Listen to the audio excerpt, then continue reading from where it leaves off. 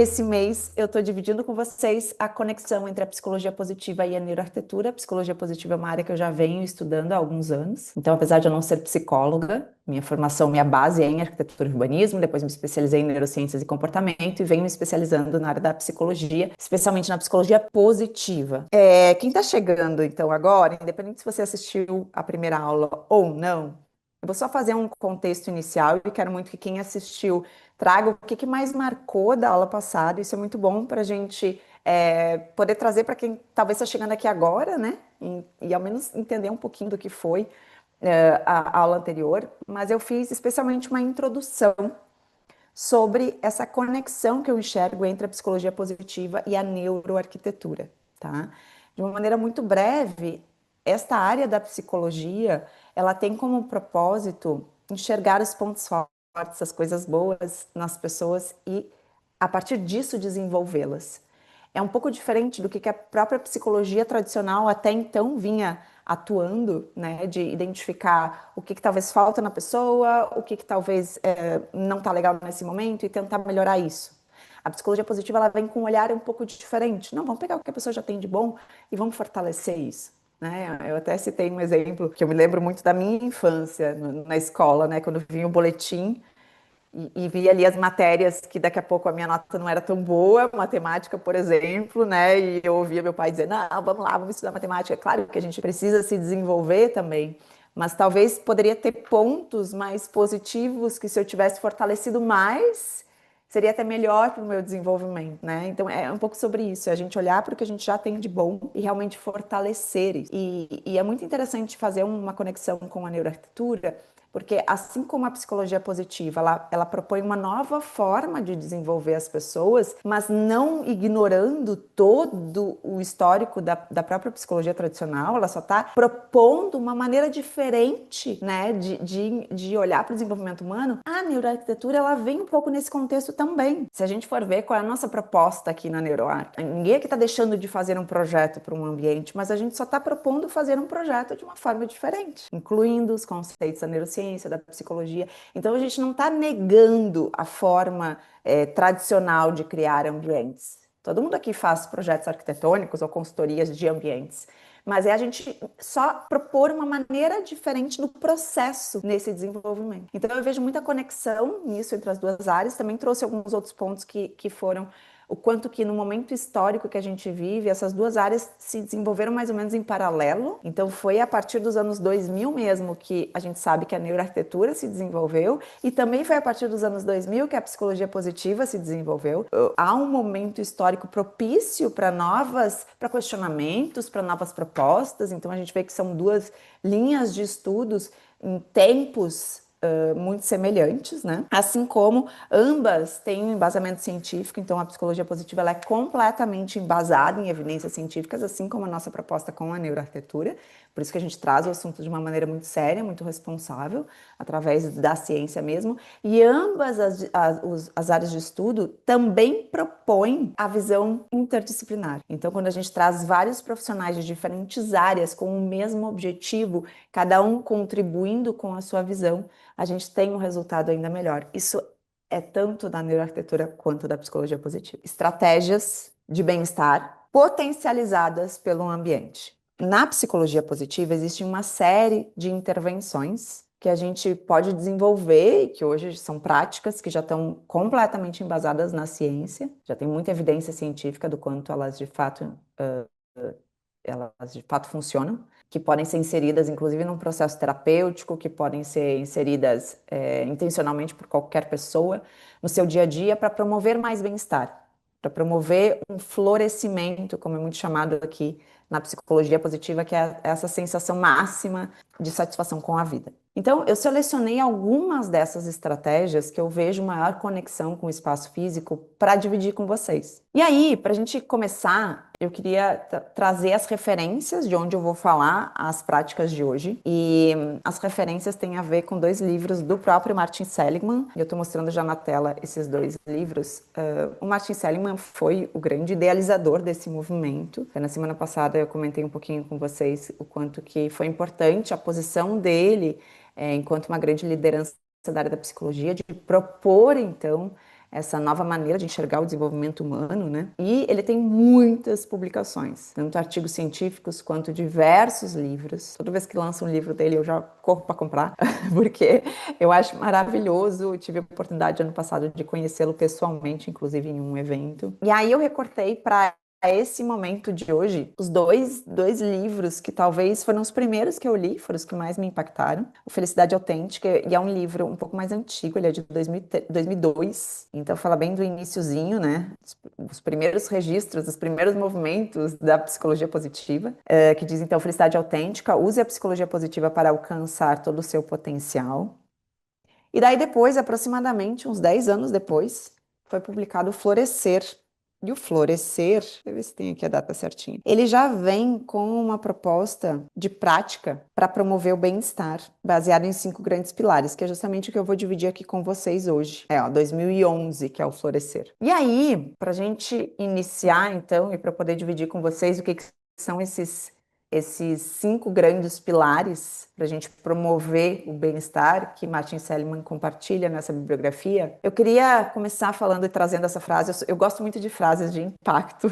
Quem me acompanha, inclusive, no meu perfil pessoal no Instagram, sabe, porque eu compartilho muitas frases. Essa aula que eu estava assistindo da minha certificação foi com o professor Miguel Pereira Lopes, da Universidade de Lisboa, e ele disse o seguinte: muitas vezes a pessoa não muda, pois o seu contexto não muda. Muitas vezes a pessoa não muda, pois o seu contexto não muda. No final da aula de hoje, então, teve um momento de perguntas e respostas, e eu perguntei para ele o seguinte: eu tenho feito um trabalho muito forte com mentorados, tem inclusive mentoradas minhas aqui, e eu tenho utilizado muitas intervenções da psicologia positiva com os meus próprios mentorados e comigo mesmo, né? E às vezes eu percebo que, por mais que a gente traga muitas formas de lidar com o desafio, né? Muitas dessas intervenções da psicologia positiva para lidar com o desafio que a pessoa está vivendo no momento, mas às vezes a pessoa ainda assim tem muita dificuldade de ir para ação, de fazer de fato isso acontecer, de colocar em prática essas intervenções. E aí eu questionei ele: puxa,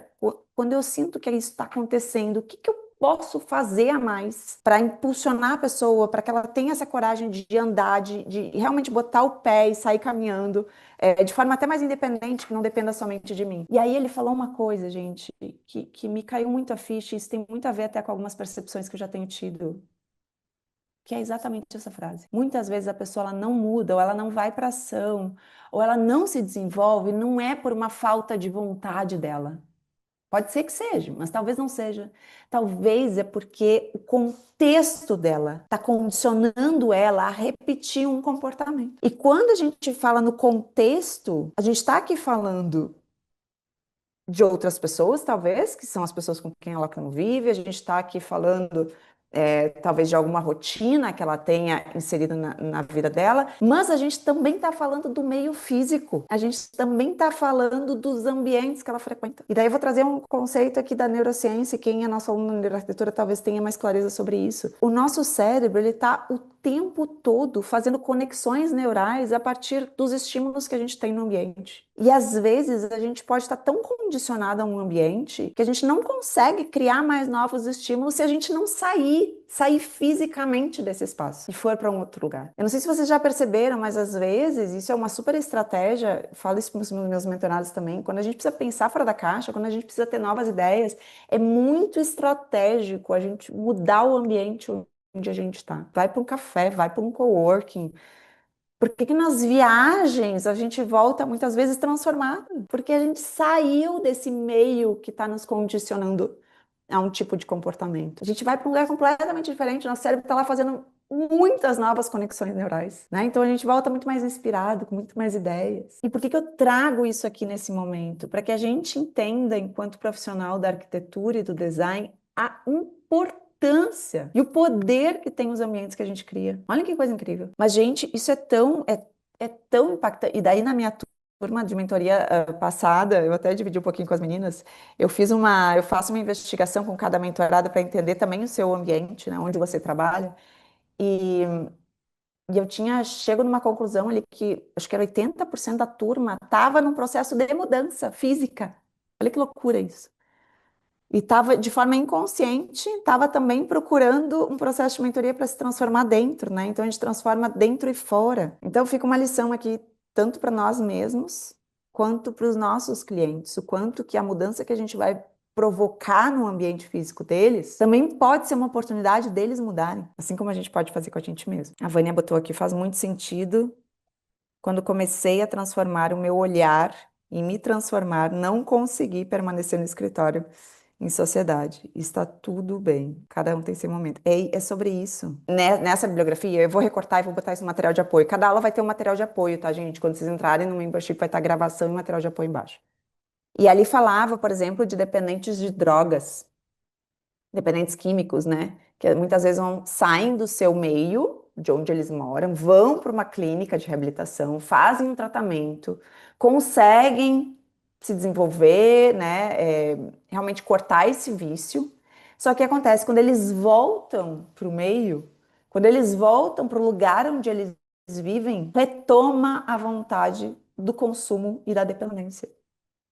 Olha que loucura isso. Então, é exatamente o que fala essa frase. Muitas vezes uma pessoa não muda, pois o seu contexto também não muda. Se a gente quer se.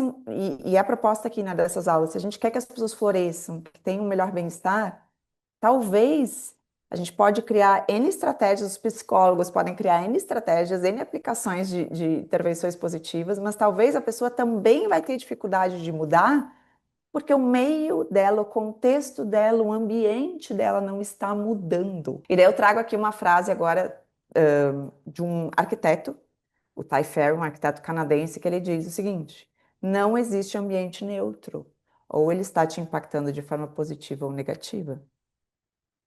Então a gente tem que tomar muito cuidado com essa escolha dos diferentes ambientes, já que a gente precisa ter diferentes ambientes para nos provocar mudança, para ajudar a gente a mudar e evoluir, né? Mas a gente tem que tomar cuidado como que é essa influência do ambiente, se ela está sendo positiva ou negativa. E aí agora sim, agora a gente vai numa parte muito prática, e eu quero muito que a gente comece com essa ideia das intervenções com a gente mesmo, para depois pensar como que a gente pode levar e propor isso para os nossos clientes, tá? Mas existe uma teoria daí que o Martin Seligman desenvolveu, que é a teoria PERMA.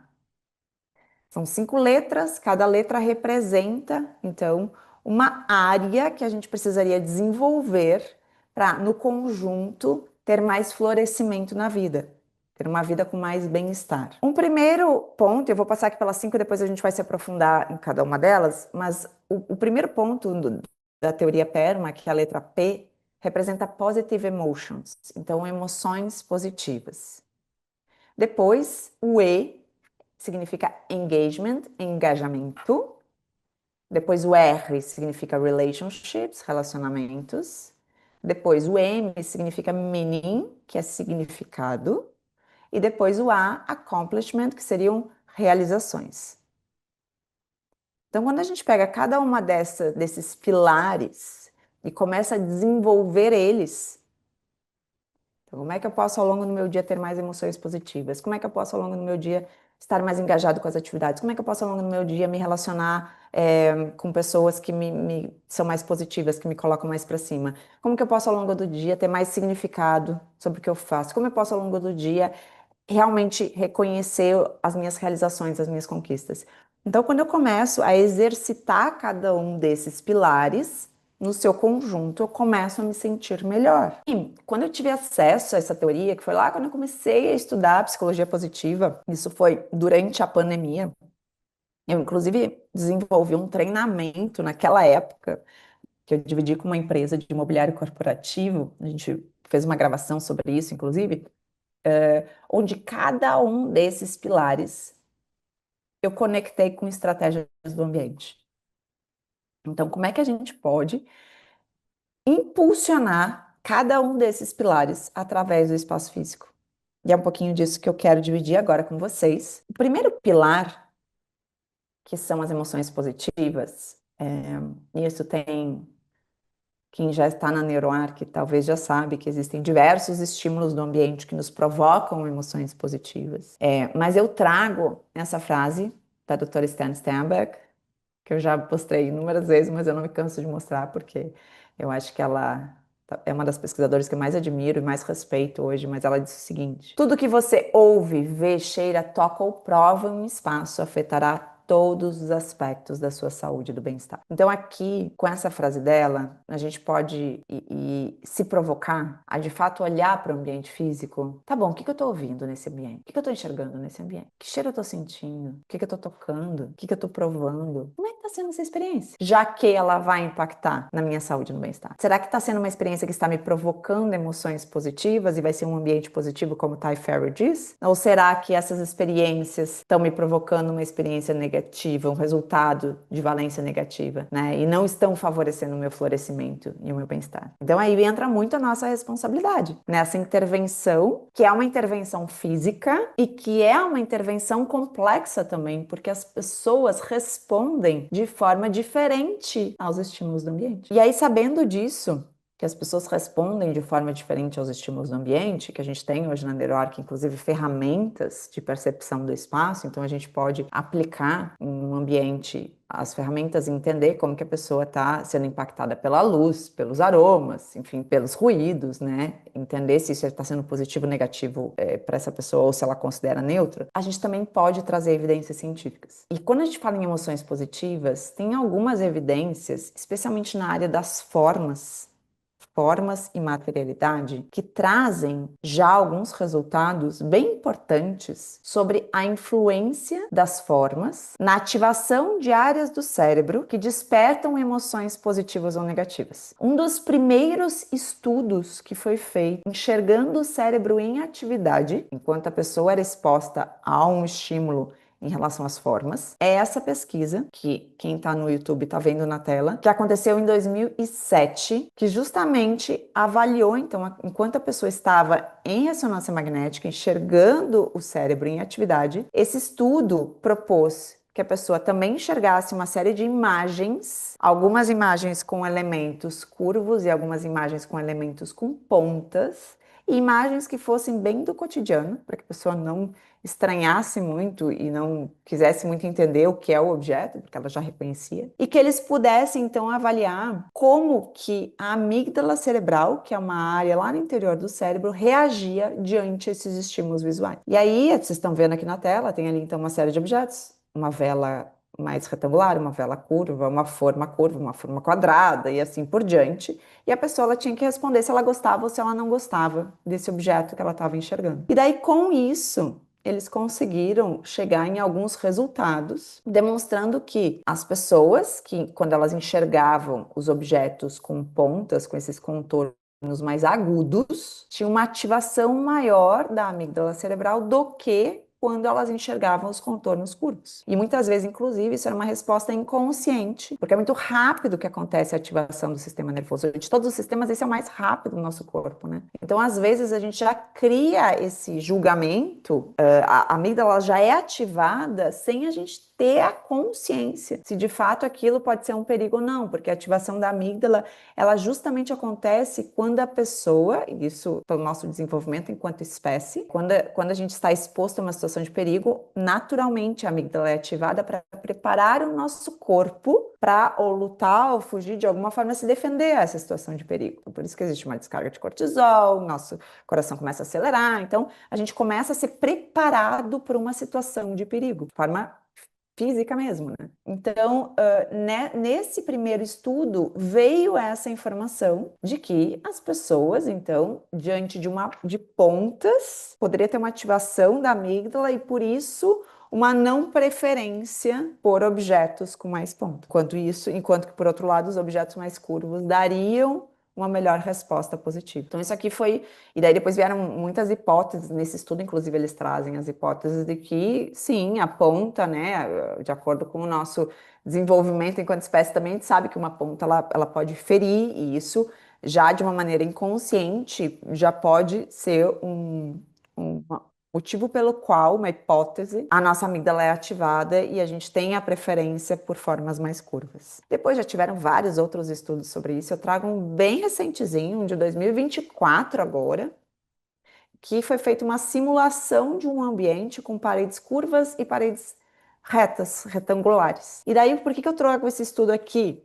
porque além de ser avaliada a questão da frequência cardíaca e também de uma atividade que as pessoas tinham que fazer ali para estímulo de criatividade, também foi feita uma avaliação que é chamada de PANAS, que é uma escala que inclusive é incentivada e é aplicada na psicologia positiva também, que ela mede os afetos positivos e negativos. Então, isso também tem a ver com a questão, né, do humor, de como a pessoa está se sentindo naquele momento. Então, também foi feita uma escala psicológica para entender a pessoa, e daí, quando a gente avalia as respostas, a gente vê também, né, que o ambiente, então, quem está assistindo aqui pelo YouTube está vendo uma imagem que tem as paredes, então, aqui mais retangulares, né? O teto plano. E a imagem B, a gente tem já uma parede curva, a gente tem aqui também a parte do teto em forma de domo. Então, a gente tem uma experiência com mais linhas orgânicas na figura B, enquanto que na figura A é uma experiência com linhas mais retas, tá? Daí eles também chegam em resultados semelhantes, as formas curvas geraram mais afetos positivos e menos afetos negativos, isso veio a partir da escala do PANAS, além de uma frequência cardíaca mais baixa, indicando que houve uma sensação de mais calma. E ainda nesses ambientes, a criatividade aumentou com mais e melhores respostas, com a tarefa que tinha que ser feita na mais curva do que em relação ao ambiente com linhas mais retas. Essa é só uma, né? É um dos estímulos que a gente tem no ambiente, são as formas. Tem outros, sim, que também provocam emoções positivas, mas eu quis trazer esse justamente porque tem tanto o embasamento, né, de uma resposta do cérebro mesmo, assim como uma resposta psicológica, que foi o caso desse segundo estudo. Quando a gente fala de engagement, engajamento, e aqui eu trago o Papa, que cunhou esse termo de flow, que tem muito a ver, que a gente vai ver sobre engajamento, o Mihaly Csikszentmihalyi, e ele diz o seguinte, ele tem um livro, inclusive, que se chama Flow, os melhores momentos das nossas vidas não são os momentos passivos, receptivos ou relaxantes, ali que a gente está tranquilão. Os melhores momentos geralmente acontecem se o corpo ou a mente de uma pessoa for levada até os seus limites, em um esforço voluntário para realizar algo difícil, mas que vale a pena, mas que dá muita satisfação. O que ele quer dizer com esta frase aqui, que tem esse impacto direto no nosso bem-estar? Quando a gente está muito comprometido, muito engajado com uma atividade, a gente consegue entrar nela com profundidade, inclusive se esforçando para executá-la, como ele diz ali, né, que gera um esforço, mas que traz um resultado tão positivo que a gente diz, vale a pena fazer esse esforço. A gente entra nesse nível máximo de engajamento. E isso tem a ver, e daí ele traz essa expressão do flow, de você desempenhar um momento de máxima concentração, máximo esforço e máximo prazer, que é o flow. E aí eu achei um gráfico que mostra muito bem o que é esse momento do flow. Enquanto vocês estão escrevendo aí, que é esse gráfico aqui, né? É um gráfico que mede tanto no sentido vertical o nível do desafio. Então, quanto mais baixo, menos desafio eu preciso ter, mais alto, maior o desafio. E no sentido horizontal, mostra o nível da habilidade para eu executar essa tarefa, né? O quanto de habilidade eu tenho para executar essa tarefa. Quanto mais para a esquerda, menos habilidade, quanto mais para a direita. Então, a gente consegue ver que, por exemplo, né, um baixo nível de desafio e um baixo nível de habilidade me leva para uma situação de apatia, de tristeza, de depressão, né? Por outro lado, se eu tenho um nível super alto de desafio, mas eu não tenho muita habilidade, eu vou ficar estressada, eu vou ficar incomodada, eu vou ficar ansiosa, né? Alerta. Então gera uma ansiedade. E daí no meio termo aqui ele coloca inclusive uma preocupação. Quando eu começo a ir para o outro lado, para o extremo mais positivo da habilidade, se eu tenho um baixo desafio e uma super habilidade, né, para desempenhar, me traz um super resultado positivo, eu fico numa zona de conforto. Eu tô ali, tá bom, tô confiante, tô satisfeito. Porém, daí vem o flow aqui. Se eu consigo eu estou executando uma habilidade muito positiva e eu tô num alto nível de desafio, eu tô ali focado, eu tô engajado, eu tô muito realizado fazendo aquilo. Então eu entro nesse flow, entende? Então eu acho que esse gráfico ele consegue mostrar bem, a partir desses extremos que eu falei para vocês, quando que a gente está entrando no momento flow, tá? E cada um pode ter um momento, uma atividade que desempenha que entra em flow. Eu entro em flow muito estudando. Né? Que foi o que eu acabei de fazer, que eu falei, meu Deus do céu, eu assisti aquela aula de 2 horas. Fiquei ali depois refletindo, né, incluindo coisas para apresentação, agora que eu poderia ficar muito mais tempo, nem tinha me dado conta que já era meio-dia, que já era, estava quase na hora da minha live aqui com vocês. Então eu entrei num flow total ali. Podem ter outras coisas. Tem gente que entra em flow cozinhando, tem gente que entra em flow fazendo um esporte. Esporte é muito legal também, porque te exige, né, um esforço especialmente competidores, muitas vezes entram nisso. Mas ao mesmo tempo traz muito prazer. E por que que é legal a gente identificar isso? Porque quanto mais atividades a gente conseguir inserir ao longo do dia que nos colocam em flow, melhor eu vou me sentir no resultado no final do dia. Melhor eu vou me sentir no resultado de uma semana, melhor eu vou me sentir no mês. Né? Então isso tem muito a ver, e tem muito a ver com esse olhar da psicologia positiva, que é focar naquilo que você já faz bem. Então faça mais disso. Será que o ambiente físico é capaz de influenciar esse estado de flow? Mesmo que seja um ambiente da natureza, como a Elo colocou aqui, né? Muitas vezes a praia, a beleza da praia, nos leva a caminhar até mais longe. É, Vocês conseguem perceber um pouco isso? Será que o ambiente onde a gente está inserido nos possibilita colocar em flow, especialmente para algumas tarefas que nos exigem mais esforço? Queria ouvir um pouquinho vocês. Quando pego um projeto novo, estou em estudos. Olha, de layout entra em flow. Isso é muito interessante, especialmente para quem tem força de criatividade, Elô. A gente entra mesmo em flow. Quem tem como sua força natural, e aqui existe uma intervenção, eu vou falar mais sobre isso na próxima aula, sobre as nossas forças de caráter. Quem tem a intervenção da criatividade, muito provavelmente, e a da área de projeto, muito provavelmente entra em flow no momento da concepção do projeto, porque é onde a gente está aplicando a nossa principal força, né? Flow, para a gente conseguir entrar nesse estado máximo de dedicação, a gente também precisa estar num ambiente que não tenha distrações. Peguem essa. Um ambiente que não tenha distrações.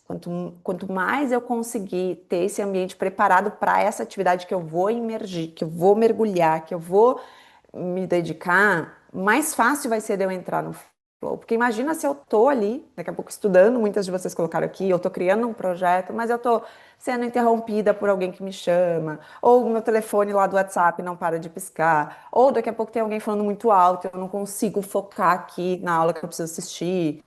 Entende que isso vai influenciar e vai impactar no nosso flow? Então é por isso que eu trago, só também a nível de referência científica, o quanto que os ruídos de um ambiente podem ser motivo de distração e de tirar uma pessoa do flow.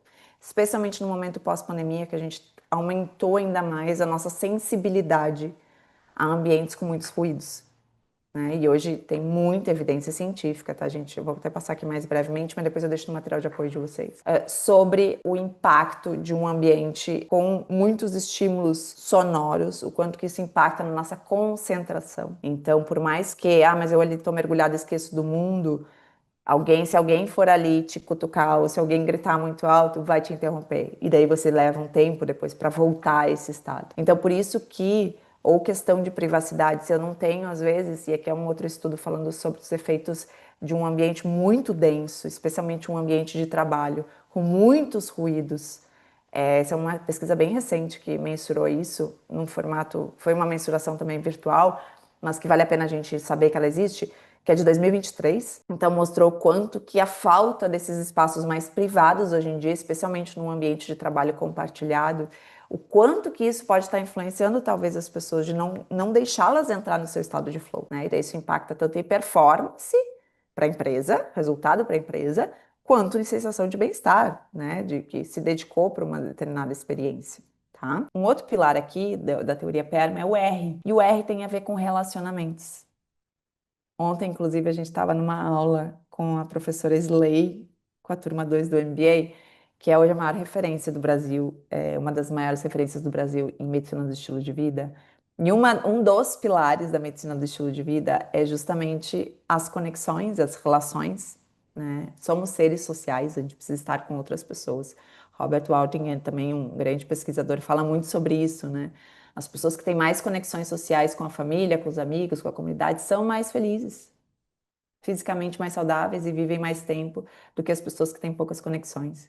Ele desenvolveu uma pesquisa mais longa até hoje feita sobre felicidade, e ele mostrou exatamente isso. No final da vida, o que faz a pessoa dizer valeu a pena a minha vida foi as conexões que a gente fez, foram as relações. O ser humano é um ser social e a gente vive hoje essa epidemia da solidão. A Organização Mundial de Saúde falando isso, eu mostrei isso na aula passada para vocês. A gente precisa se oportunizar a ter mais contato físico com outras pessoas. E aí eu participei desse congresso da medicina do estilo de vida na semana passada, retrasada, foi início de agosto, que o tema foi justamente os relacionamentos. E daí eu comentei um pouquinho com vocês o quanto que eu vi na fala de médicos a importância do ambiente físico para as pessoas se relacionarem mais. Então, trazendo que, inclusive, um dos motivos dessa epidemia de solidão que a gente vive hoje são fatores urbanos. O quanto que as nossas cidades, por uma questão, inclusive, de segurança ou de falta de infraestrutura, não nos estimulam a sair nas ruas, a gente mal conhece os nossos vizinhos, né? E o quanto que isso acaba impactando daí nessas relações que são tão importantes ao longo da nossa vida. Aqui também foi uma outra fala que eu fotografei, né? Mostrando o quanto, e até uma posição aqui da OMS, Organização Mundial de Saúde, chamada global para intervenções estruturais, o urbanismo, a mobilidade, a saúde. Então, espaços públicos, parques, bibliotecas fortalecem vínculos sociais, mas o quanto a gente tem usado de fato esses espaços, o quanto as nossas cidades nos convidam a usar esses espaços públicos. A gente, inclusive, fez no início do ano, se não me engano, foi fevereiro, um curso mensal aqui também, que foi específico sobre a parte de urbanismo, neurourbanismo. Eu falei muito sobre isso também, o quanto que as cidades hoje potencializando essa epidemia da solidão, né? Assim como esse excesso de telas. Por mais que a gente está ali conectado numa rede social com milhões de pessoas, mas o quanto que as conexões físicas humanas estão deixando de acontecer em função disso. E é isso que nos torna humanos. A gente precisa dessas conexões com outros seres humanos, né? Fisicamente. E daí, a última imagem que vocês estão vendo aqui é da palestra da Barbara Fredrickson, que para mim é uma das grandes referências na área da psicologia positiva, que ela fala muito sobre emoções positivas, e dela trouxe na fala dela, na palestra dela, o quanto que as relações, as conexões são importantes para promover mais experiências positivas. E aí ela disse que ela trouxe de forma inédita, inclusive, que era a primeira vez que ela estava compartilhando num evento que foi transmitido no Brasil e também no Canadá, que existem diversas camadas que acabam impactando na forma como as pessoas se relacionam com outras. E uma dessas camadas, no nível mais estrutural, que ela chama, tem a ver com o ambiente construído. Que eu até recortei ali, destaquei built environment. E eu, bati palma quando eu vi ela falando isso, porque é esse o ponto. Se o ambiente físico, e eu falei aqui do macro cidade, mas desde o micro, gente. Se a gente tem, daqui a pouco, dentro de uma empresa, não tem um lugar para as pessoas se encontrarem, socializarem, e vai ficar cada um no seu cantinho, né? Então, as casas hoje que a gente vive, está cada vez menor o espaço das áreas de estar, das salas, das cozinhas. Aí a família não se encontra mais e fica cada um no seu quarto. Aí a gente vê essas questões que as crianças não saem dos seus quartos, com seus computadores, com as suas telas. Então, o ambiente físico, sim, ele tem um papel importante nas nossas relações. Então, criar um ambiente que favoreça o encontro de pessoas, que favoreça essas relações dentro de uma família, dentro de uma organização, isso é fundamental, porque impacta nesse bem-estar. Já estou indo para os últimos dois pilares, vou pedir que fiquem mais 10 minutinhos, prometo que em 10 minutinhos eu termino aqui. Porque esses próximos dois pilares que eu vou mostrar têm a ver, na verdade, até com algo que a gente falou também ontem na aula, mas eu já venho trazendo de outras formas esse assunto. Porque quando a gente fala do M, que é o meaning, o quanto que sua vida tem significado, o quanto que as suas ações têm significado. Eu trago essa frase do Viktor Frankl, que para mim é um dos caras que mais me fez refletir sobre sentido. Que ele diz o seguinte: quem tem um porquê enfrenta qualquer como. Quem tem um porquê enfrenta qualquer como. Esse cara, ele é o idealizador da logoterapia, uma área também na psicologia que trata muito sobre essa busca do sentido. E ele tem uma história que é uma história de vida, assim, muito impactante. Ele viveu a Segunda Guerra Mundial dentro de um campo de concentração. Perdeu toda a sua família, perdeu tudo que tinha. Fico até arrepiada falando isso. E mesmo assim ele encontrou sentido para sobreviver e para sair dessa situação. Então imagina, gente, imagina você perder tudo, absolutamente tudo, inclusive as pessoas da sua vida. O que que vai te fazer seguir em diante? O que que vai te fazer manter o significado na vida? Quem tem um porquê enfrenta qualquer como. É esse porquê. Por que você faz o que você faz? Por que você está aqui? Quando eu começo a pensar como é que o ambiente pode nos ajudar a entender os nossos porquês, a gente pode trabalhar com uma ação que é algo muito estratégico e pouca gente se dá conta disso. E é algo muito poderoso. Os objetos, eles carregam memórias. Os objetos podem ser uma fonte de inspiração para a gente lembrar do nosso porquê. Eu peguei uma imagem aleatória aqui na internet, tá? Que vocês estão vendo na tela. Mas daqui a pouco essa mala, que tem uns livros dentro, essa mala pode ter um significado para alguém muito importante. E que intencionalmente você vai colocar no lugar da sua sala, da sua casa, do seu escritório, para se lembrar desse porquê. Isso é maravilhoso. Então, quando a gente consegue criar essas pistas, esses gatilhos no ambiente de forma intencional, para nos lembrar a algo, a gente começa a ver o quanto a gente tem de ferramenta na mão que talvez a gente não está usando, né? Eu já trouxe vários exemplos sobre isso para os meus alunos. Eu tenho aqui em volta de mim várias coisas que me lembram, desde imagem. Essa imagem ela não é à toa, ela tem um significado para mim, né? Eu tenho aqui os meus gatilhos que eu faço com cada mentorado, que são os aromas. Eu tenho frases aqui em volta de mim. Tem uma frase aqui que eu trouxe da Alemanha, que me conecta com o momento que eu vivi lá, que eu morei lá. Então, é sobre isso. O que que no seu ambiente está tendo de significado? Por isso que a gente vê hoje no mercado, né? O quanto que, mas o projeto que foi desenvolvido foi para ser uma capa de revista. E daí a pessoa entra lá, ela não se sente parte daquele ambiente, porque aquele ambiente não tem significado para ela. Porque os objetos não têm significado para ela. O quanto a gente precisa respeitar as memórias das pessoas. O quanto a gente precisa, inclusive, ser porta-voz e falar isso para as pessoas, que às vezes, a gente tem nesse mercado aí que é tão, muitas vezes, quer ditar tendências, quer ditar modas, que, não, não pega coisa velha, né? Então a pessoa quer mudar tudo. E ela nem se deu conta ainda de que talvez tem elementos ali que poderiam, inclusive, resgatar raízes, que poderiam, inclusive, trazer motivações, né? E talvez é o nosso papel mesmo falar sobre isso, sobre a importância de cada elemento no ambiente, ou resgatar, através da ferramenta EAMI, a gente consegue fazer isso muito bem hoje, né? Resgatar padrões ambientais que a pessoa tenha já vivido, experimentado, e que intencionalmente a gente pode trazer para o ambiente. E aí, o último pilar, então, da teoria PERMA é o A, de accomplishment, que são as nossas realizações, são as nossas conquistas. E aqui eu trago até a autora do livro Garra, Angela Duckworth, que ela diz o seguinte: autodisciplina e determinação são 2 vezes mais importantes do que QI e o talento quando se fala em realização. Autodisciplina e determinação. Então, é muito superior ao QI, ao conhecimento que você tem.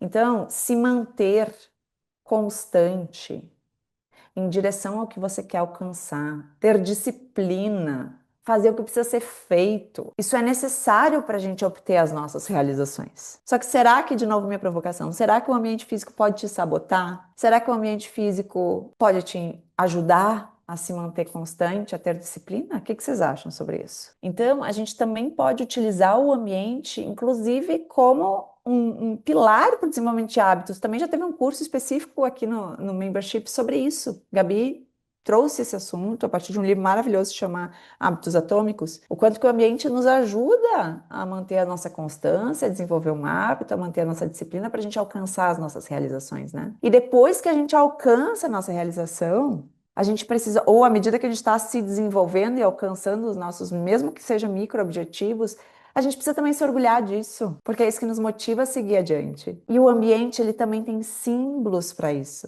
E aqui eu estou mostrando para vocês a imagem da entrada da Casa Cor de Porto Alegre desse ano. Foi desenvolvida pela arquiteta Caroline Krelin, que mostra esse lounge que ela chamou de a conquista do espaço.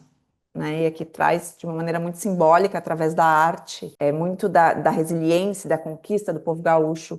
E nesse caso ainda teve um impacto maior, porque o local onde aconteceu a Casa Cor de Porto Alegre foi justamente a área do antigo aeroporto, que foi na enchente que a gente teve aqui no sul, foi completamente destruída. Esses símbolos que o ambiente intencionalmente pode trazer, podem tanto nos manter na constância para a gente alcançar nossos objetivos, quanto se orgulhar dos objetivos que a gente já alcançou.